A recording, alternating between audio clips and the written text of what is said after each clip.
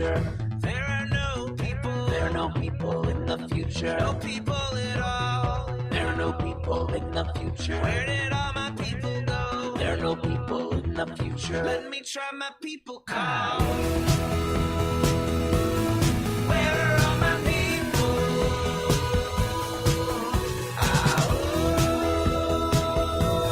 Where are all my people? I guess I'll fly away. Hey, everybody, welcome. It is Monday, April 4th, 2022. Welcome to Raging Chicken's Out the Coop Live. Yes, this is Kevin Mahoney, creator and founder of Raging Chicken. On Out the Coop Live, we talk to progressives, activists, and troublemakers of all sorts, right from our own backyards from across the country. You can also join us at the end of the week for our Friday Politics Roundup, where we break down the good, the bad, and the ugly in state and national politics. And check out our once or twice monthly The Wednesday Show with Cyril Michaleko. Cyril, of course, is a progressive columnist for the Bucks County Courier-Times and the Intelligencer, and the new editor-in-chief of the Bucks County Beacon.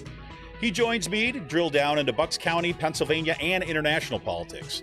You can get all our shows by subscribing to our podcast on Podbean, iTunes, Spotify, or wherever you get your podcast. And while you're over there, especially you're over there on kind of Apple Podcast, or leave us that 5-star review. Give us a review that helps helps other people find our show. And you can help support this show by becoming a patron for as little as $5 a month. Head on over to patreon.com/rcpress and choose your membership level. You can also help out the show right now by heading on over to our YouTube channel if you're not there already.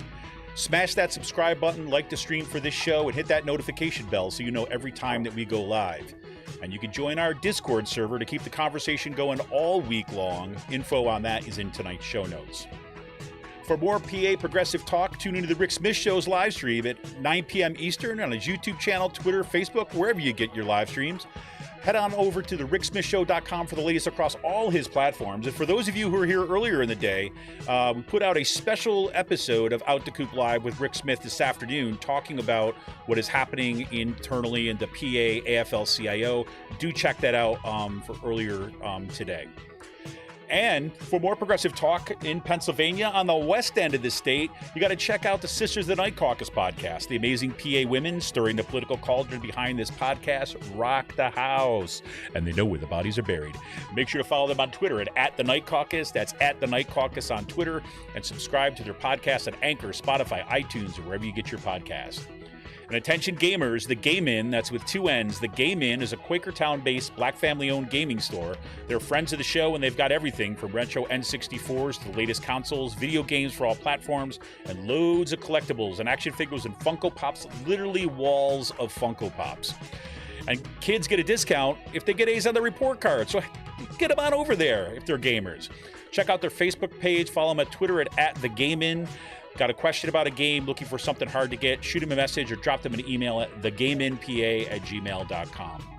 And a special shout out goes to Jonathan Mann, who wrote our intro song, There Are No People in the Future. Check out all his great stuff on his YouTube page and follow him on Twitter at SongADayman, again with 2 N's, at SongADayman on Twitter. Quick show notes, in addition to our Friday show of Politics Roundup.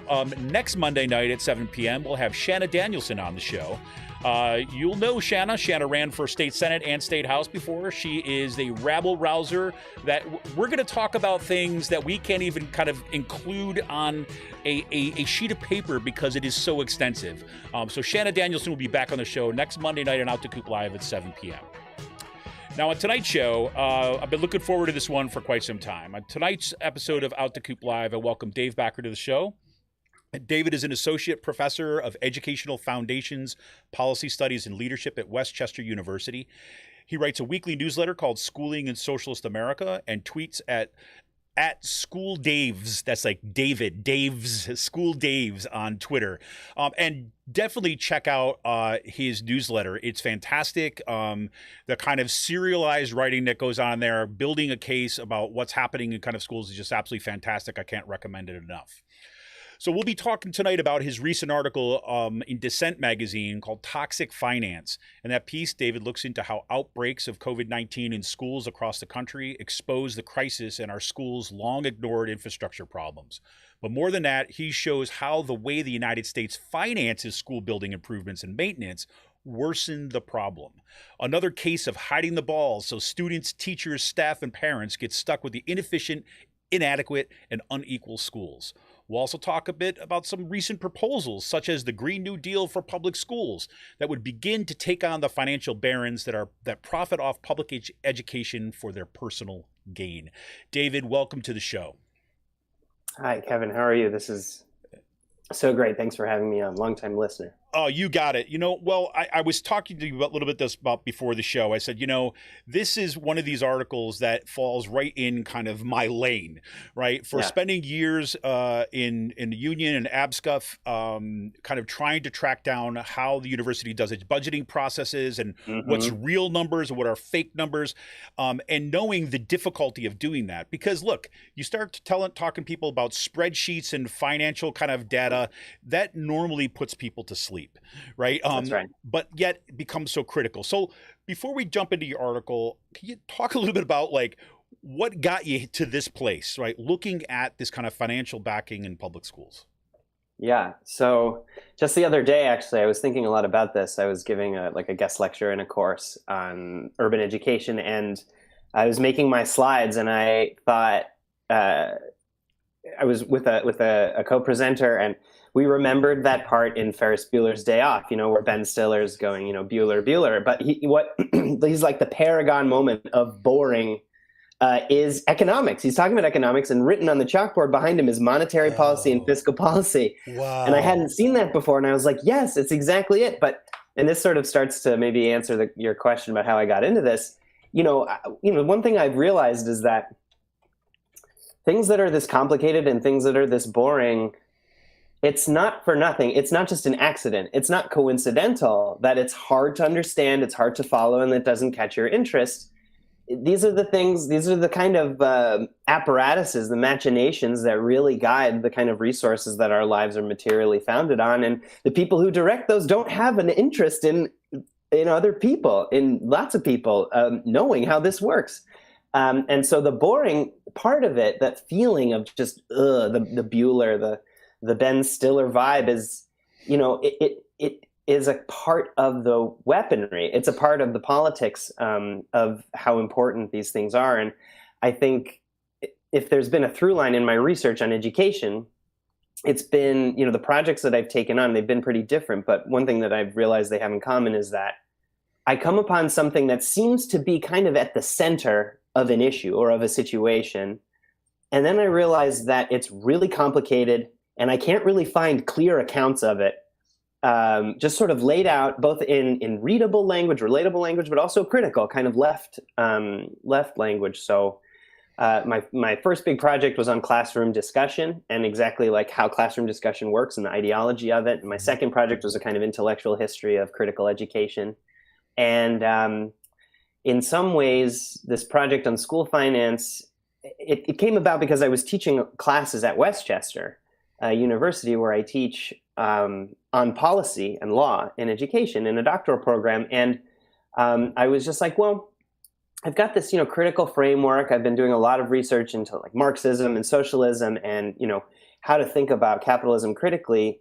It seems to me the most obvious thing to focus on would be schools and money and where the money is and how the money works. And what I realized was that, particularly in critical pedagogy and critical education, it's like, we don't hear about that at all. Like the actual touch points of capitalism in education, the actual places where the money and the financing and all of how all of that flows, that's not what we hear about. What we hear about is how education reproduces capitalism, how curriculum, includes or excludes certain narratives, all of which is super important, right? Or pedagogically, how the teacher, holds a certain kind of power or dominance in the classroom. But we don't actually hear about the direct relationship between the school district, let's say, or the school system and capitalism. So I didn't understand it myself, and I was like, well, I want to know. And it's been a few years now that I've been doing this, and it's just like, the other part of the story is, I don't mean to go on about it, but no, please. in my organizing, I take organizing very seriously as part of my academic work, but also just part of being a human. And I think I wanted to do something in my next project that I knew could benefit the education justice movements, in the region, in Philadelphia and in the region. And I really wanted to contribute as an intellectual and as an academic with resources and time to think about things. I was thinking to myself, what is it that people need to kind of know about? What is it that people would need someone who just has this time Right. To be able to find out? I also was in a situation, as we were talking about before the show, I had a newborn, and I couldn't do as much organizing as I'd been doing before. So how could I merge my organizing with my my research work? And as I think we're going to talk about, I had been involved since we moved here in the struggle around toxic buildings, and the big education justice coalition here, Our City, Our Schools, which has been really powerful in the city, had been focused on that, and it's in the news almost every day, if not every week. And it was a pandemic in Philadelphia before the pandemic. They were closing schools for health reasons in 2019, 2017, 2016. So I asked myself, I was like, how does this work? Like, what is it? If I was a dollar bill, how do I get from the school district account into the pocket of the facilities construction contractors, or from the bank to does it come from the government? Is it like, so, I think the answer is actually magic. It's magic. Yes, it is magic. That's what Marx says in the commodity fetishism chapter. It's magical to some degree, but also you ask the monetary theorists, who are actually I've been engaging with a lot in conversation. I don't know. I'm sort of in between. I'm not like a full on MMT person, but I'm fascinated by it in terms of what it opens up in terms of how we think about this stuff. But yeah, that's right. It has proved, and the MMT kind of verse has really provided so many resources and oases of thought for me in trying to understand this stuff from a critical point of view, particularly from an anti-austerity point of view. Right. So if you ask the MMT people, of course it's magic, and it's a political magic. It's fascinating. I think a couple of things that when you were talking about this stuff, you say, what's that place where all this stuff comes together? And as you were saying that, I immediately was taken back to the birth of the anti-sweatshop movement, when they were looking at kind of a very similar kind of approach to say, okay, what's the intersection between the clothing that I have with my school logo on it? How does that happen? What are the mechanisms for it? What are the kind of international kind of intersection? And how do we then find a point of pressure, right, that can help unravel that from the place that we're at? And I think this question of finance is very, very similar in that regard when we're talking about our public schools. Because until we can really get to where's that pressure point and stop it there. Not that all the other organizing is not important. It's absolutely critical. It's so important. But this is one of those ones that we know what happens on Wall Street. And I love what you said about, this is part of the infrastructure, part of the structure by which they keep us, kind of in the dark on this. And I think back to, the 2008 crash when I remember first hearing the word tranche. Oh, yeah. Right. And I'd be like, what the hell is that? What's a tranche? Right. Yeah. What the hell is a tranche? And, and then it tells you about how language works over time too, as well, because now you find that word tranche showing up in kind of regular newscasts referring to other things. And then I'm taken back. This is going off in a way other direction, but I was, taken back to a piece by C.L.R. James kind of way, way back when he said the literature of America is business. And I thought about that is kind of what is a national language that kind of forms an ideology kind of around this and then kind of moves through the culture. And, I can't help but think with the way you just described this is the specialized language are like, they're the monks, right? Exactly. They're the monks, and we don't have access to that, right? Because they are the ones that can touch God. Whereas the rest of us, right, we get that eventually down the road once they've been able to move on to the, the new gospel, so to speak. Yes, absolutely. Yeah, a couple of things come to mind as you're speaking. Another part of the background of this project is my first big movement moment was Occupy Wall Street in the wake of that crash that you were talking about in 2008.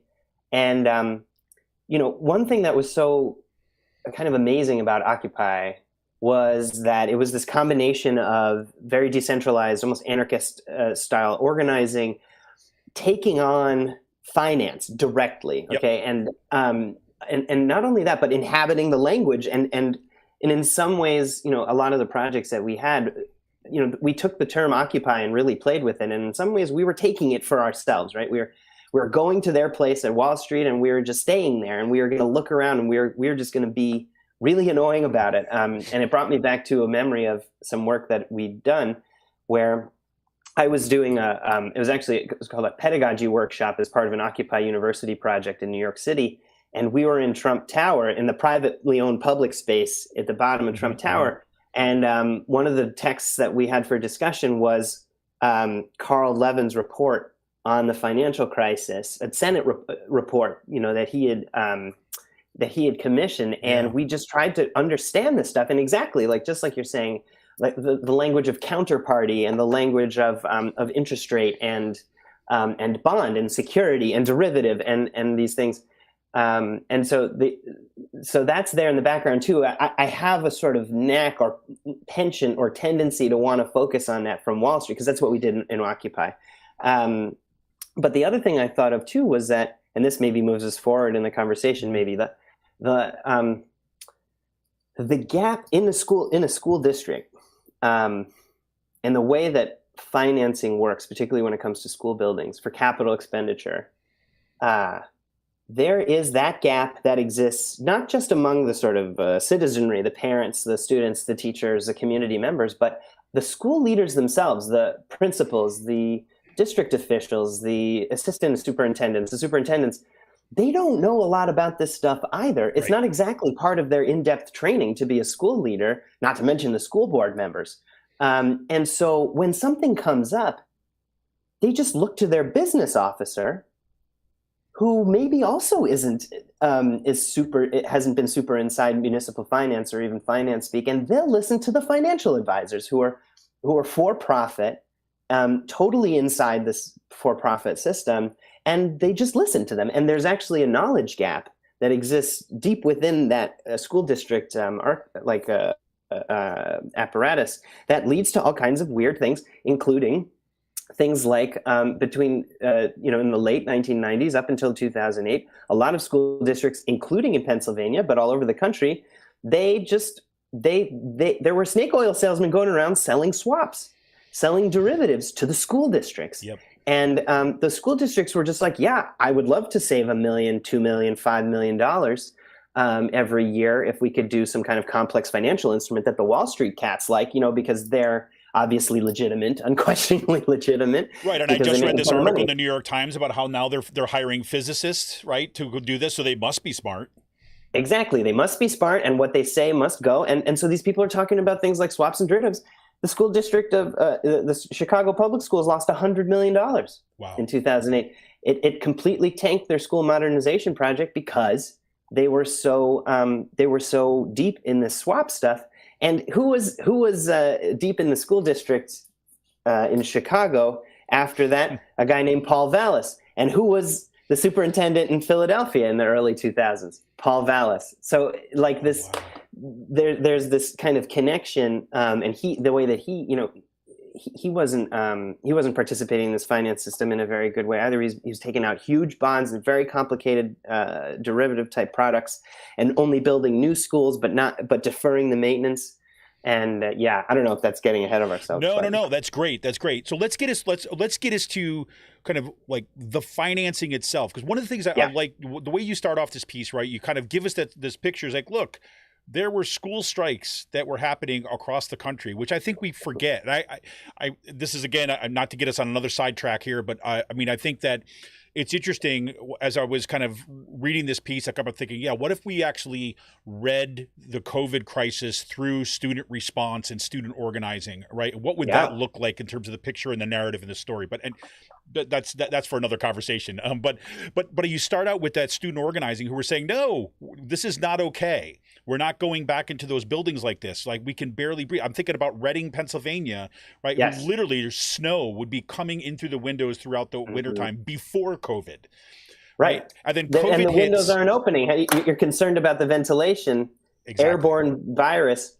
your windows don't open, and just a point about that student organizing. I think one of the tactics I've been using in my research to make this not boring is to always root it in movements.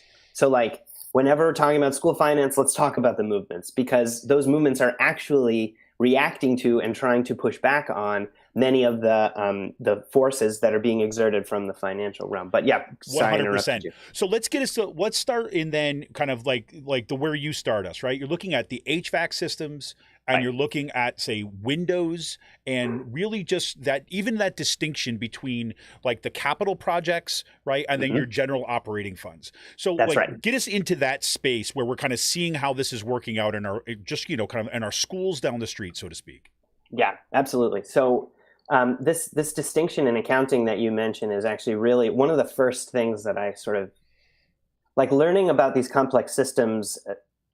And I studied philosophy of math and logic in undergraduate, which is weirdly maybe also why I'm drawn to these numbers. But like there are these basic distinctions that once you just sort of get familiar with using them, they suddenly become helpful in structuring the situation. And one of them is just like what you've said, which is the difference between capital expenditure and operating expenditure or operating expense. And so like and really this is a difference in time and how time works. So if you think about, and I know that MMT people, hate this analogy, but if you think about your own expenditure, just as an individual, you have different kinds of times when you need to spend on different kinds of things. So every week you need to buy groceries. Okay, fine. Every month you need to pay rent or your mortgage.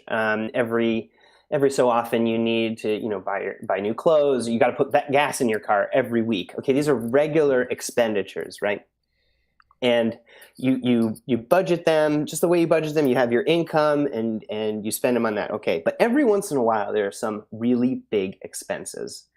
And let's say you want to put a roof on your house, right? Or house needs a new roof. You want to buy a house.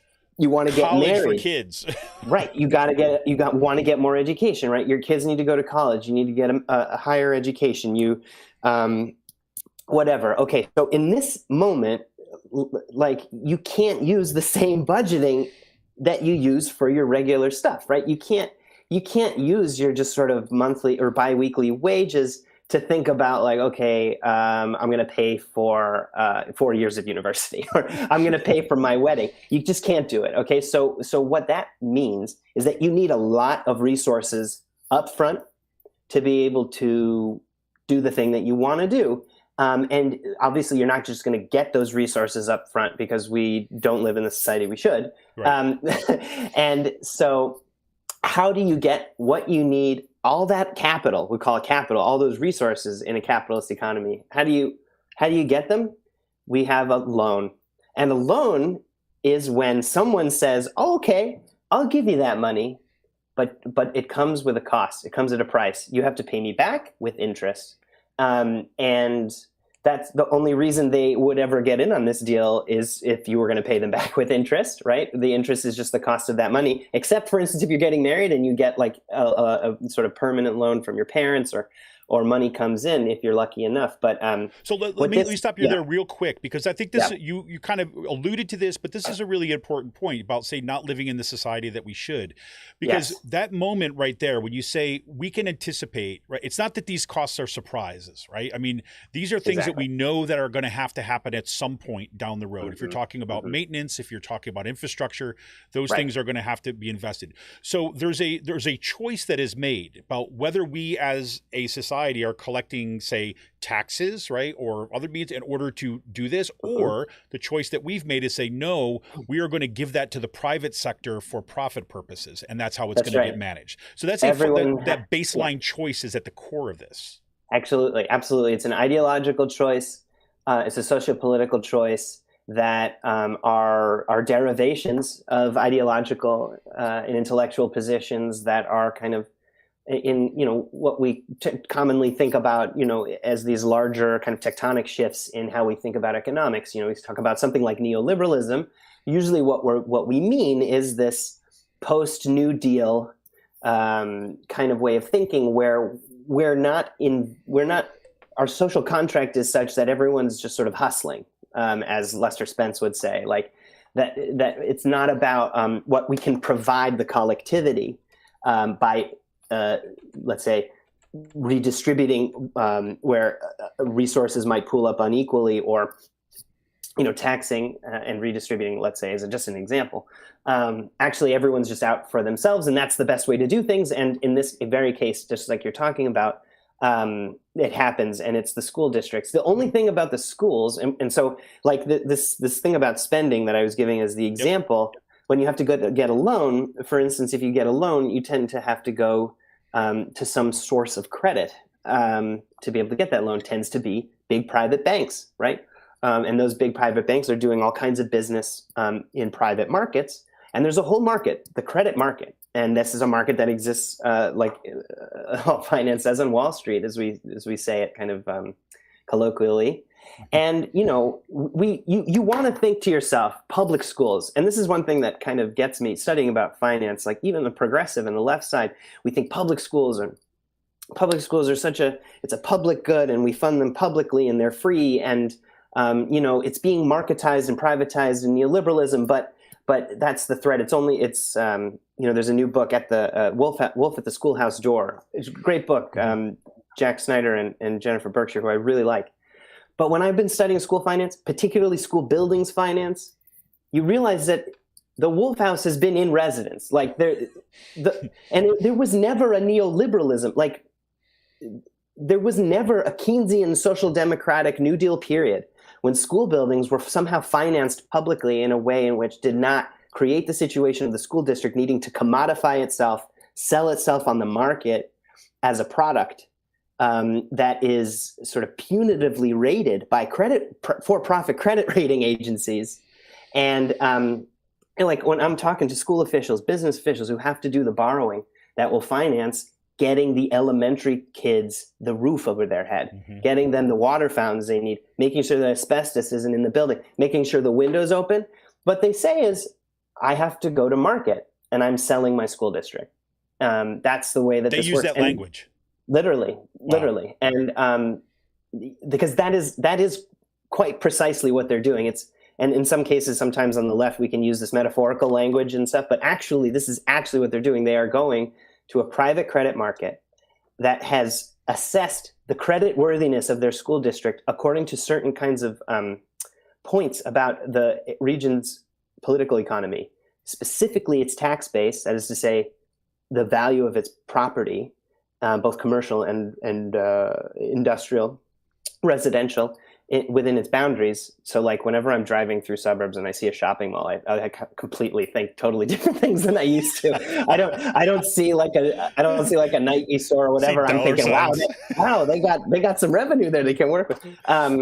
It's like so the credit ratings, the credit rating agencies, they'll say, okay, this is a school district that has high property values and has a good amount of real estate that it can tax to be able to fund itself, which means that they'll pay back the loan if they take it out. So we'll give them a high credit rating, which means they get a lower interest rate, which means that they can save more money. But if you're a district like Philadelphia, these credit ratings agencies are looking at you, and the investors are looking at you, and they're like, literally, and I kid you not, and I don't know if people know this, but in the bond market, not just municipal, but in the bond market generally, you have at least two kinds of bonds. One is they call investment grade, and the other one is junk. It's a junk. They call it junk. They literally and call so it we junk. have a situation in the country, and it's not since the 1970s. It's not as though everything changed with Reagan. It's always been this way, that we treat our school districts that tend to have the most people of color, the most working class people, the poorest people, literally categorized as junk. And what that does is it means that it is more expensive for them to get those loans that they need to be able to do the things for their kids, so that the kids don't get sick from the water, from the lead in the water, or from the asbestos so that the air can flow, so that they don't have to breathe COVID or whatever else is in the air. And this way of financing school buildings, and if I ramble, I'm sorry, but the school building to me is starting to emerge as it's like a boundary object in American capitalism. What do you do with a school building? you can't treat it like private real estate because it doesn't operate as it doesn't create the same kind of concrete material immediate wealth that any kind of other piece of property might. You can't pay rent necessarily. I mean, you can, but what you're producing isn't necessarily immediately commodifiable, which is, people and their educations.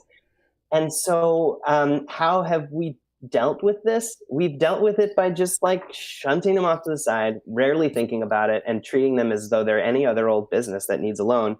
Well, and the point that you make in the piece there too, as well, when you're talking about these industrial grade bonds, right? They are far more risky than the municipal bonds or the so-called junk bonds, right? So because the ones that are school districts, the one for school districts or municipal bonds, those ones get paid back, right? Well, and yes. Where these other ones frequently, right, will default or they're late and all this. And yet it does not correspond to interest rates. It does not correspond with kind of lending practices. It's completely the anti-market built into the market. Yeah, it's like this. To me, and as a socialist, it's like in some ways another part of this project that I'm doing is to kind of make the case for socialism using something extremely concrete, which is that the economic system that we have literally lets school buildings fall apart and doesn't care. And so when you have a system that would permit that to happen, one has to start asking oneself about it. And that's exactly right what you said, because when you have a junk bond, it's more expensive and it's harder to get. But I think this shines a light on the sort of investor side of the story that I haven't gotten to necessarily. I've been sort of talking from the school district side. There's a whole other part of this, which is the investor side. Now, there's a book called American Bonds by Sarah Quinn, which is really good. And she makes this case that credit is a form of state making in the United States when you have the kind of federalized local, state, federal government. And when you have a population that's kind of drunk this local control Kool-Aid, and any form of what could be thought of as centralized administration is seen as tyranny, you have to use things like credit to be able to get things done as a state. And I think the school bonds are exactly like this. So the way that this country has decided, and the way we continue to decide to finance school buildings that our kids go to is we have incentivized wealthy investors to front the money through the banks as go-betweens for the loans that the school district needs to maintain its buildings. The way that we incentivize that is by making the interest payments that those investors receive non-existent. Or non-existent for them. They're non-taxable. That is to say, if you're and so the public finance network has a primer in public infrastructure finance, and one of the statistics I think the most about is that of all the municipal bonds or public bonds, the highest percentage goes towards education. 28% of all these bonds go towards education. I think that number is from 2012 to 2017. And the majority of people who hold these bonds are 65 plus retirees who have $1 million or more in wealth. So the reason why they see this as an investment is because, just to give you an example, if you put $100 in, statistically speaking, you put $100 into one of these municipal bonds that's going towards the school district, and the interest rate's 5%, you make back 105, right? Mm-hmm. The $5 that you make there, the government takes none of it. It's not taxable. They don't tax it. So these ruling class people who are putting their money, old ruling class people, like a gerontocracy type of capitalism, they via their investments banks, which I've learned recently, Vanguard Group owns 12% of school bonds. So the Vanguard, that was surprising to me. I mean, BlackRock, Bank of America, RBC, all the heavy hitters are in the top 10, but Vanguard's at the top.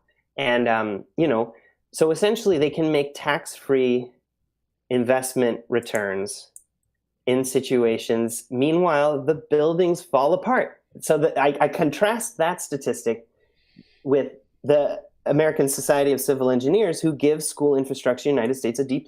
D+. And have given it D+ the last 5 years. So take us into a little bit. Well, I mean, I want you to finish your point, but take us into some of what that means, what that D+, because I thought when you're getting into what a D+ means, what these evaluations of the percentages of kind of falling apart infrastructure looks like, that brings us right down to the ground floor.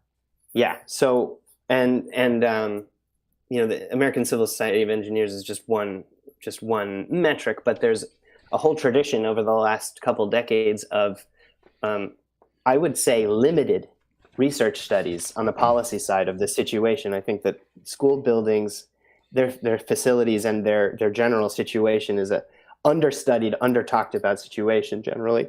But what the ASCE does is every year they have a team of about 30 engineers.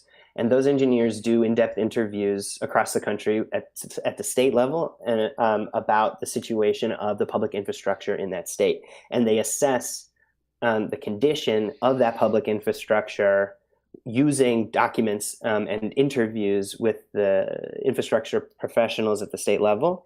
They calculate the amount of facilities infrastructure that needs to be done, that should be done, and then calculate how, like, the relationship of what needs doing versus what should be done, and then they grade accordingly. So if you have a high grade, that means that you're keeping up with what needs done, right? Like, your infrastructure is in pretty good shape, like there's not a lot of backlog, you're investing what you should be given the condition of your infrastructure. But if you get a low grade, you're falling behind. So overall, I think the United States gets a C. And certain states are okay. Shockingly, there's a sort of state-by-state diversity when it comes to school buildings. But overall, the United States gets this D+.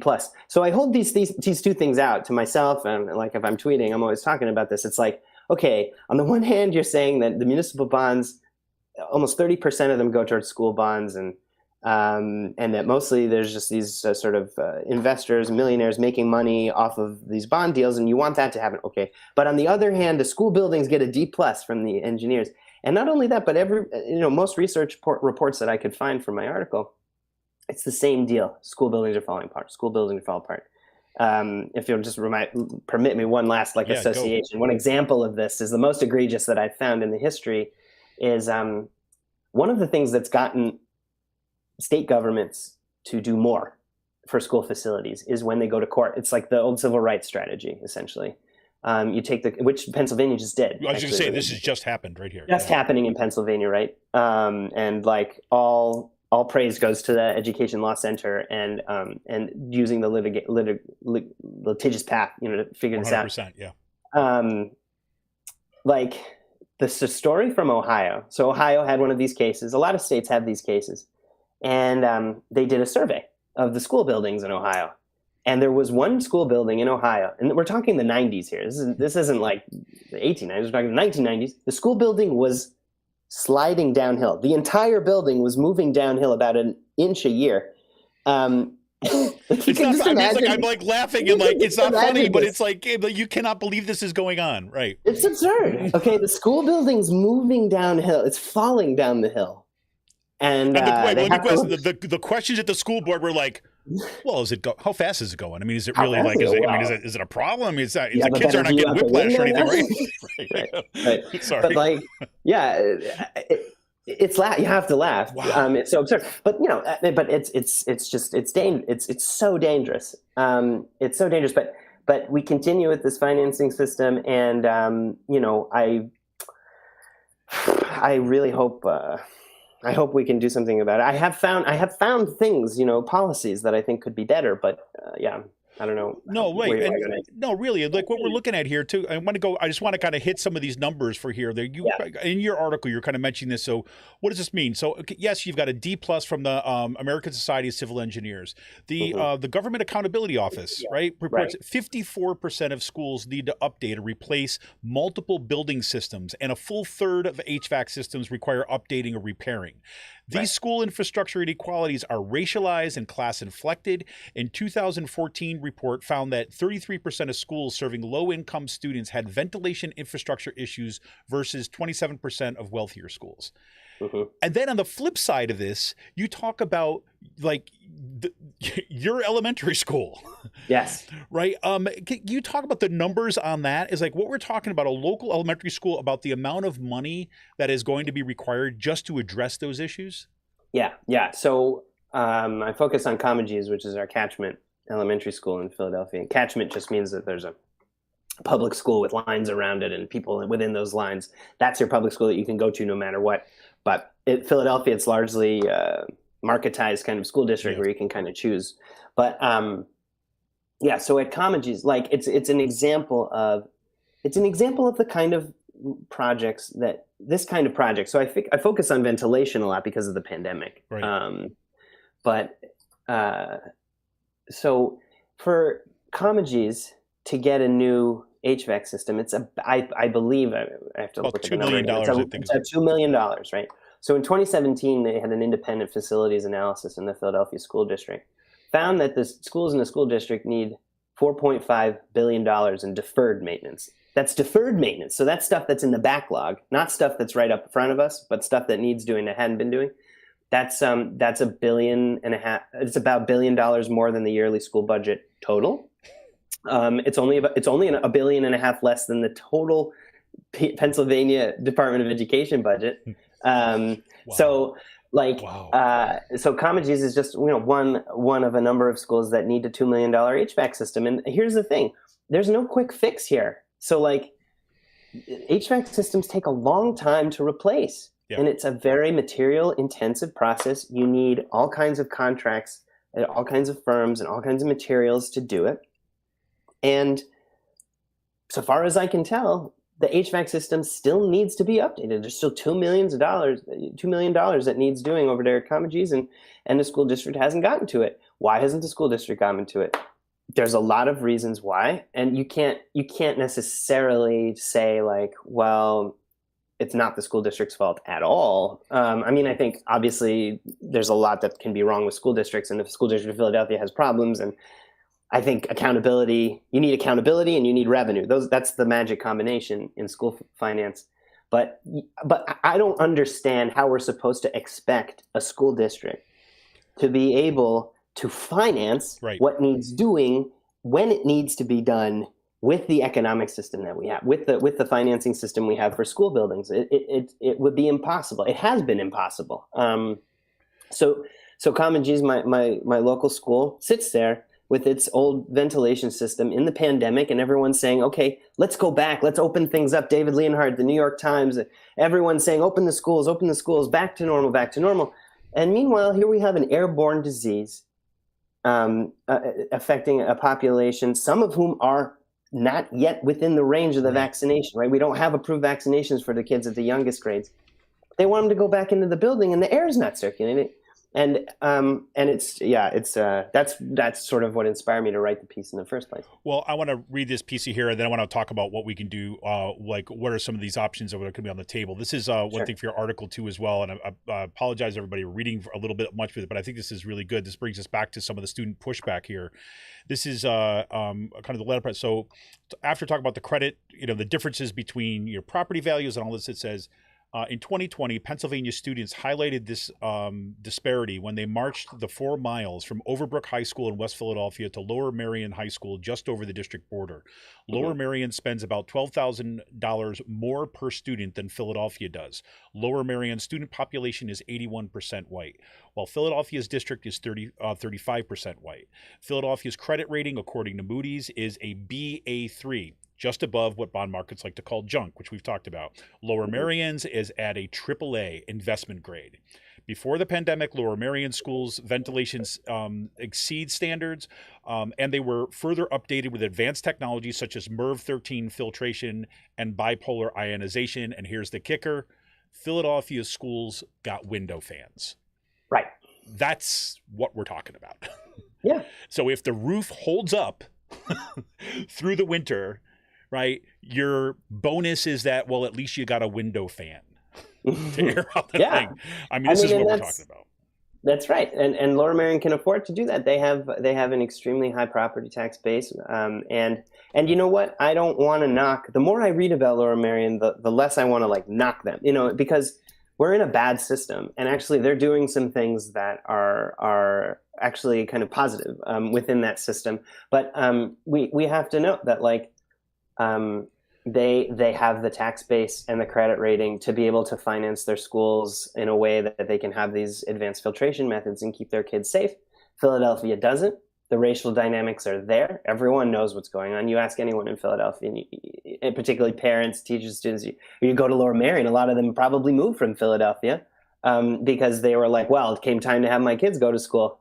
Yep. And that's racial capitalism working, turning. And I think actually this particular idea about the good school moving to get to schools is one of we were talking about sort of weak links in the chain, so to speak. This is really one of them in U.S. racial capitalism, in terms of moving to go to get schools, which is all wrapped up in real estate and the school district lines and local politics and the absence of the federal government because of that court case in the 1970s. And it's like exactly right. And so what that means concretely is that the kids in Philly get literally, these are like plastic window fans in plywood that were put into windows. And it was sort of it was a big story, because it was sort of a symbol, to everyone that like, we don't have what we need. We don't get what we need, and other people do.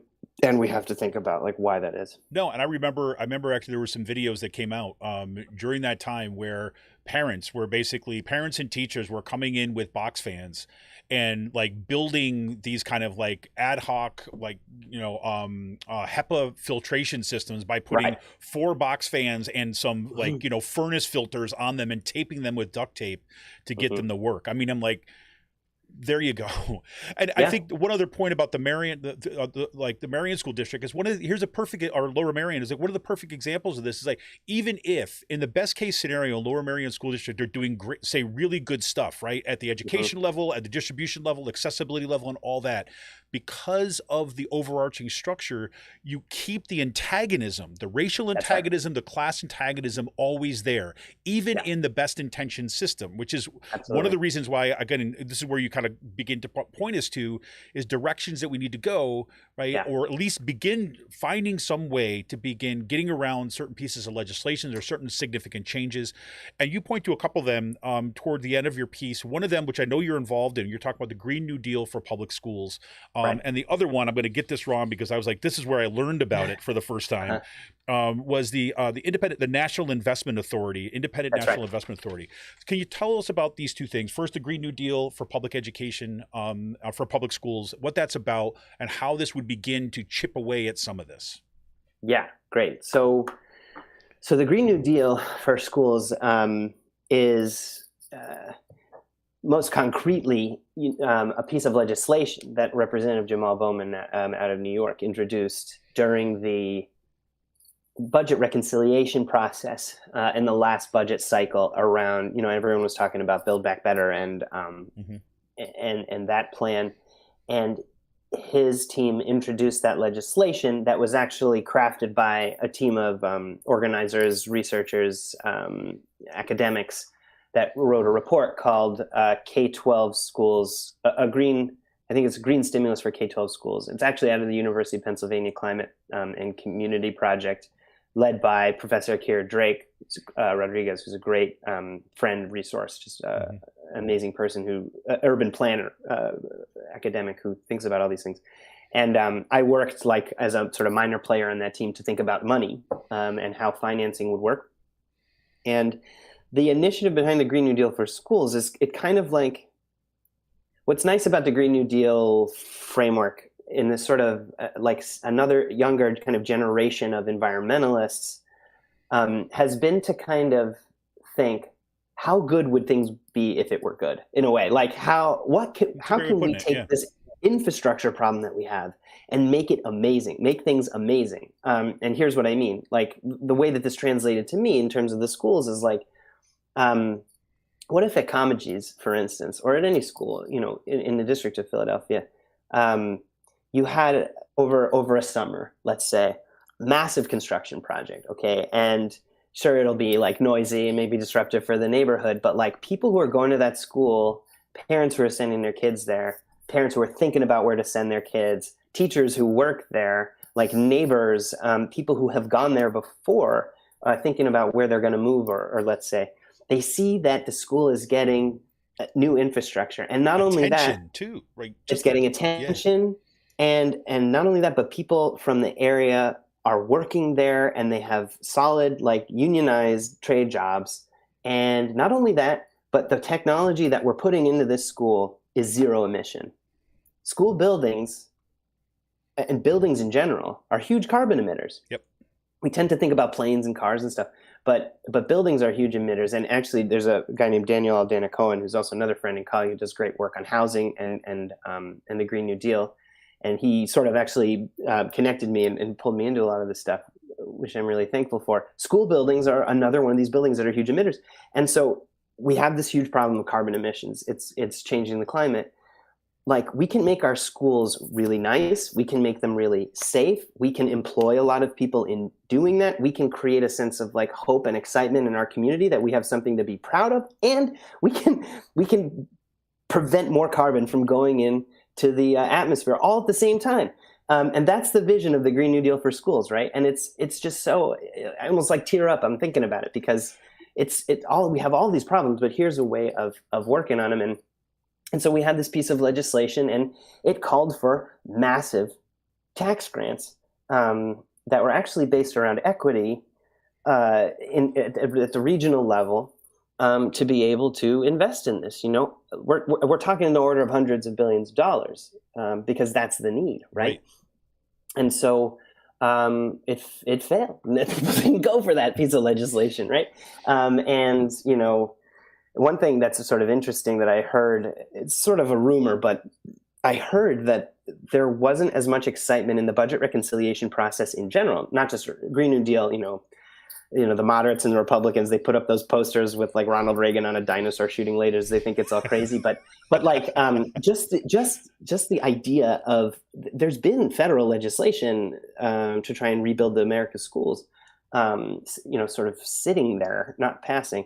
And this round, it seemed like maybe there was some hope that it would get through and we'd get more money for our school buildings from the federal level.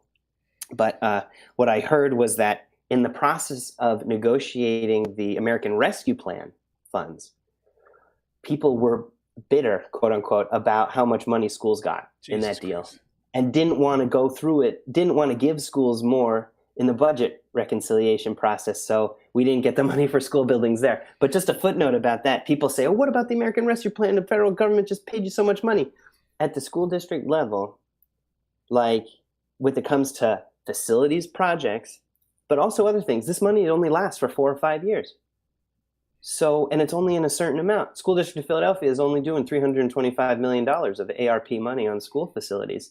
$4.5 billion of need and deferred maintenance. Okay, that's just an order of magnitude difference. So the Green New Deal for schools, also part of that vision is that, and also the National Investment Authority, frankly, is to get a more active federal government. We need to rely on the federal government for intervention here. I have some more state and local ideas, but they didn't make it into that piece. No, but I think I look at it really, and the vision I use actually even with my own students too, when we're talking about kind of working from the ground up, instead of starting looking at the problem, like here's this big problem, take say climate change, right? And think about how do we change like the global climate? What if we start at this local basis? And I was like, well, if you want to put solar panels someplace, I don't know. Where might you find a lot of flat space that's in the sun all day long, right? It's like, oh, the building that we're in, every school in every school district and across the country, right? Mm-hmm. This is like space. And not only could that be, like you said, like the driver for jobs and community involvement, but it could be a net generator of clean energy for the community, right? I mean, it's like, this is kind of like you said, I mean, that's the kind of stuff that gives me that hope when you can see it so concretely acting right down the street from you. Right. And the cool thing about this moment, I know that there's so much heavy and depressing and hopeless, about this moment, but I think we are really generally in this kind of, what they call an interregnum, or like this period where it's not really clear what the hell's going on. And there are very dramatic shifts that happen that feel tectonic. And I know one way in which this it takes everyone by surprise. It's shocking. It's sort of depressing. And now we have more access to more information than we ever have. But at the same time, things can tectonically shift the right way. And there is a lot of, for me, I think actually there's a lot of talk about how the left is weak. The left is weak. Actually, we've never had more purchase in state power in 100 years. So, and one of the reasons that is because these conversations happen. Actually, there is legislation that was issued. Of course, it wasn't voted in yet, but what the Progressive Caucus at the federal level was able to do in trying to negotiate for Build Back Better. I know that didn't work in the end, but at least there was some leverage. There hadn't been leverage. So I'm kind of waxing. No. But I think the point there too is like what we've seen.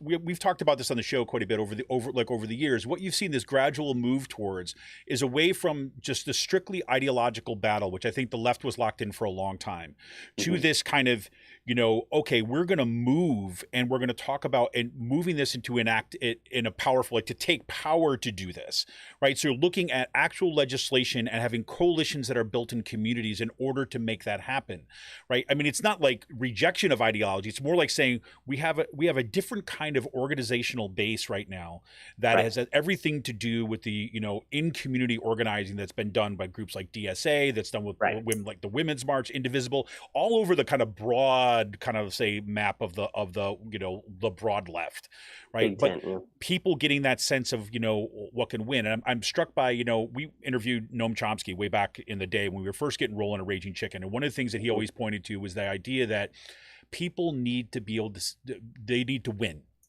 You need to have the wins. And so he talks about some of the biggest movements, like sometimes happen by organizing a community to get a stoplight put at an intersection where a number of children have been killed.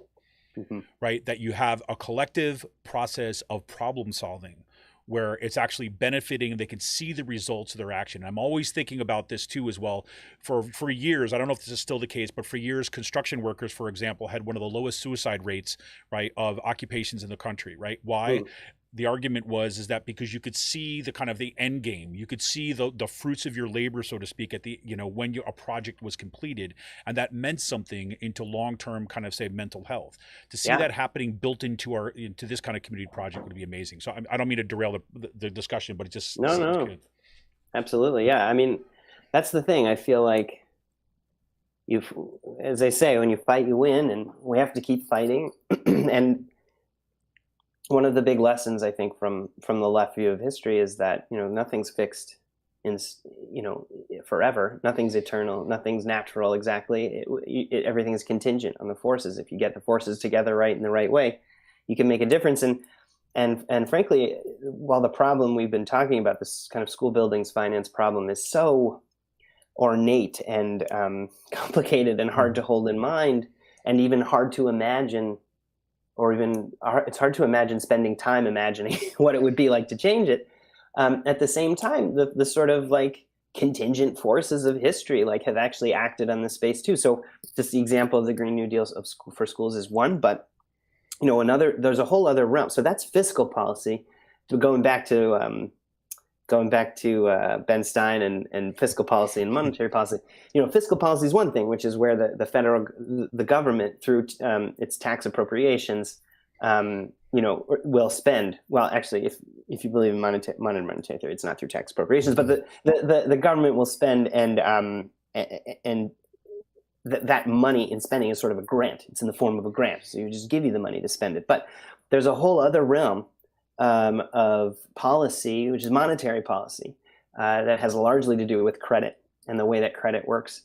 And there are also, just as there are monetary ways in which we can imagine the system to be different in terms of how we can disperse grants, like in the case of the Green New Deal for schools at the federal level.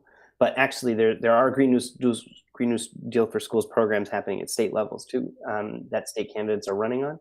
And I'm working with the DSA on thinking about that. But there's monetary ways in which we can imagine this, and I think that it's really important to think about the monetary policy too, because like I said at the beginning, there's this situation temporally where you just need a lot of resources up front somehow. And loans are one of the ways, credit is one of the ways in which we do this, absent entirely either centralized or activist government structure that will just provide you with those resources up front.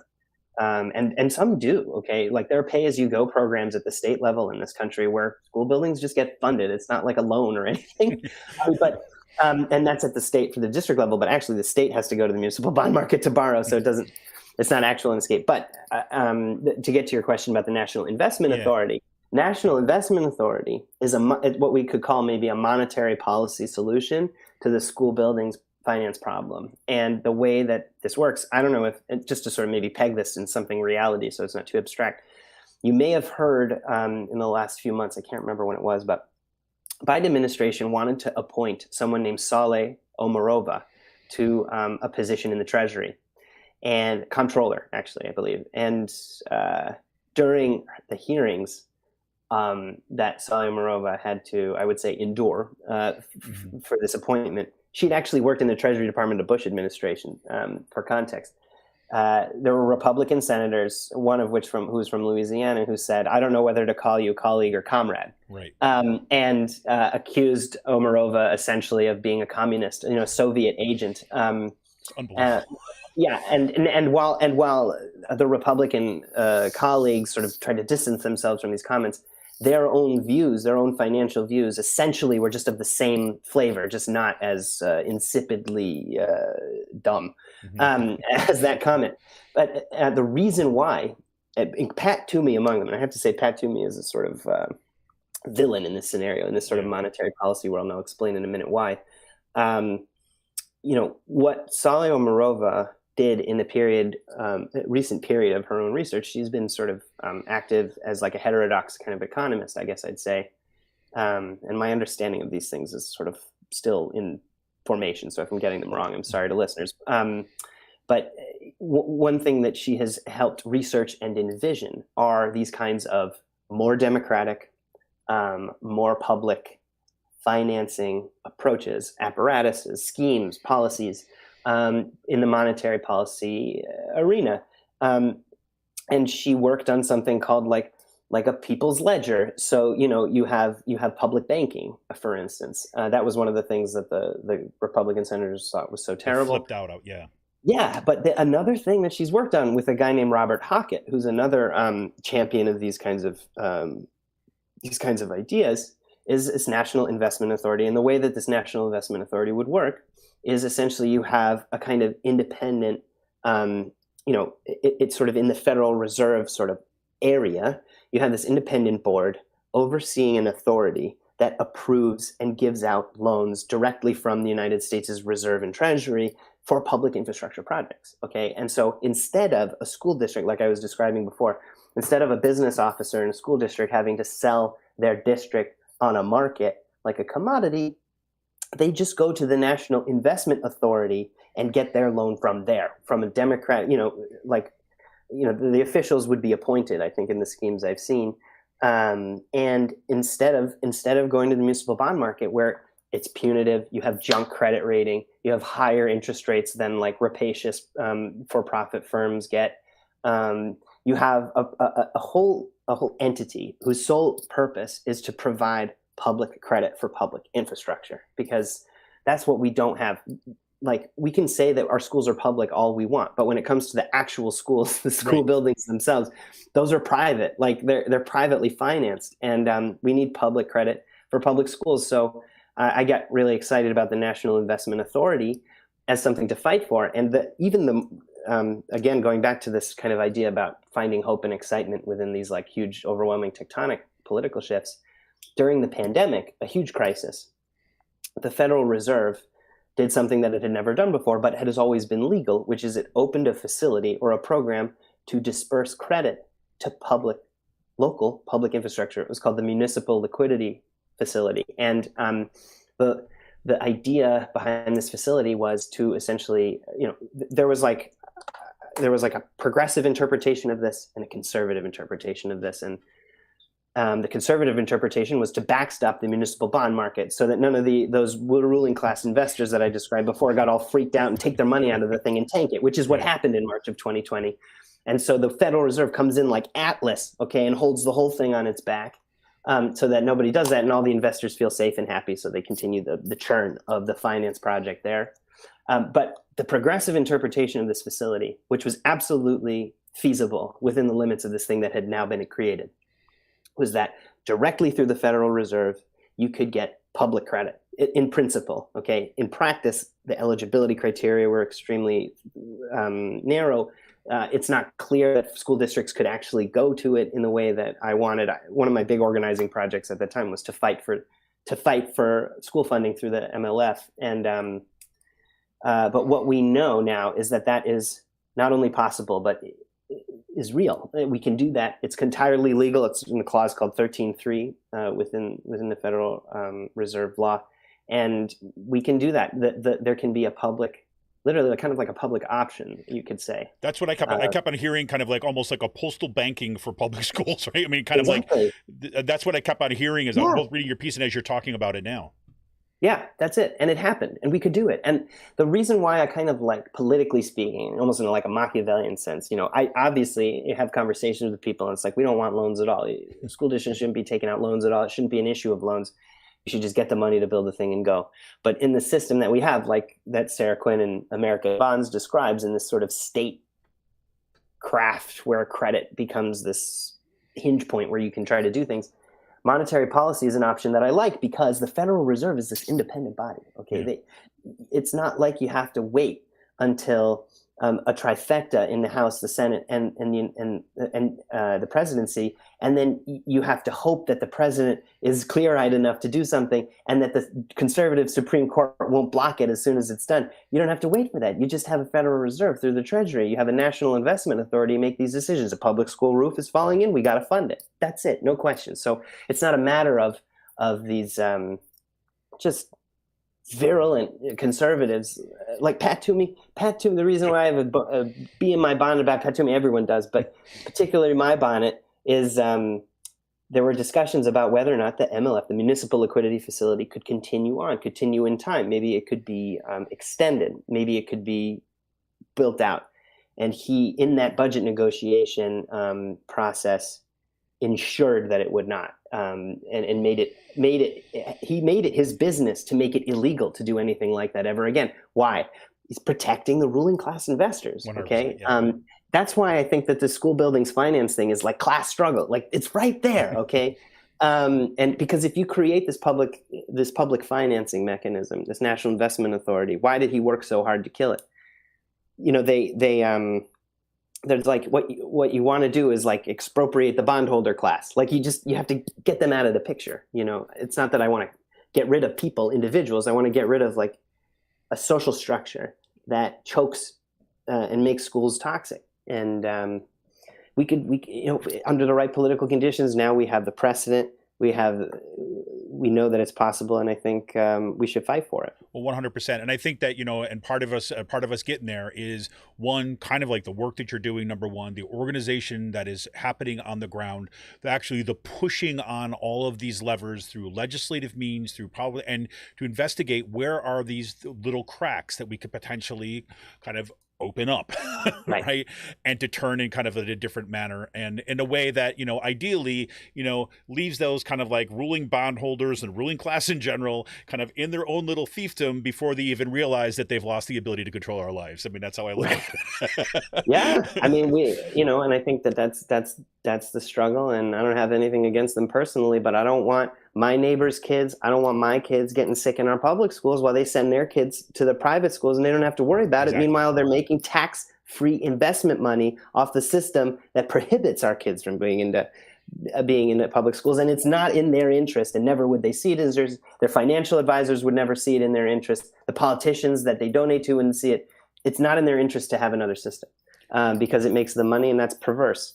It's unjust. Perverse. So 100%. David, I can't thank you enough for being willing to come on tonight. And I kept you longer than I promised, but I mean, like, I think this is such important work, and I think that these conversations are so kind of essential to be having, and especially when, again, the link to Toxic Finance and Dissent Magazine is kind of in the show notes for tonight. I strongly recommend people check it out. And I'll put it this way: it's a it's like a quick read packed with really critical stuff. And Thank like you. this is what I mean, and I said this to you before the show, but this I love about this piece is because it's like, you know, the work that you're doing kind of as an academic, as a movement researcher, kind of like digging into this stuff is, like you said earlier on in the show tonight, is like, you know, look, how can you contribute given the kind of the time and the access and kind of the purpose that you have given your position? And this is absolutely essential. Then to turn around and to be able to kind of be talking about this in a way that is going to be kind of accessible and moving that conversation forward is something I can't tell you how much I appreciate. So I appreciate the work and I appreciate your time tonight. Well, thank you, and all the work that you do to amplify the voices. And, you know, I guess the last thing I'd say is for people to get involved, you know. That's what I wanted to say. It's like, give your plugs, man. Where should people go? Yeah. What can they do? Well, you know, in some ways it depends where you are. For me, I'm involved in the DSA, Democratic Socialists of America of Philadelphia. We have an education justice committee that has a school facilities campaign that has a Green New Deal element to it, but also and other elements. But we're doing all kinds of fantastic work. There's a project I've been working on that actually measures the levels of CO2 in classrooms when parents and their kids work together with a detector to measure it in the backpacks. They come back and we have you know, we report the results, and we can show the district, hey, there's not enough air circulation here. And no matter what you tell us. So we have that now in 11 schools. We're getting more. The Latvian company that creates the detectors found out about us after the New York Times wrote up one of the parents doing it, Lizzie Rothwell, and they donated more detectors. So I think it's a really exciting project. But I would recommend people getting involved. Like, you know, go to a meeting. That's what matters. You go to the meeting, you see, and then you go to the next one, and you try to get involved with what other people are working on. And that's how these things change. There are candidates, you know, that I think are really exciting. Paul Prescott, for instance, here on the eastern side of Pennsylvania in Philadelphia, is running against Anthony Hardy Williams. He was working class teacher, great experience in the movements and the unions, and you know, he wants this kind of stuff to happen too. A lot of our movement politicians are very open to this kind of stuff and getting involved with them. You know, Nikhil Saval, Rich Krajewski, Elizabeth Fiedler, and all folks we've had on the show, so people want to go check out council, this. Yeah, right. Kendra Brooks, you know, Helen Gim and Jamie Gauthier. Anyway, like getting involved with these people. You know, the other thing is I write this newsletter where I write all this stuff out, like you're saying, on a weekly basis. And so, yeah, and I'm always wanting to talk and find out more. Now, I'll tell you this, here's my teaser for your newsletter, is that you got to go and read about the Bloomberg terminals. That's all I'm going to say. Just get on over and check out the link there. I found People that like that one way more than I thought they would. Holy moly, I thought that was freaking awesome. Well, David, listen, man, I thank you so much for your time tonight. And out of all the work you're doing, thank you for the work you're doing. And we'll keep on pushing the work out and keep it up. We'd love to hear from you, and we'll love to have you back on in the future, man. Awesome. Yeah. Looking forward to it. Thank you. All right. You got it. Hey, everybody. This is Kevin Mahoney, editor and founder of Raging Chicken. Thank you so much for sticking around tonight. Links to everything we talked about tonight in tonight's show notes. We'll see you Friday, if not before. This is Kevin Mahoney. I'm out of here. See ya.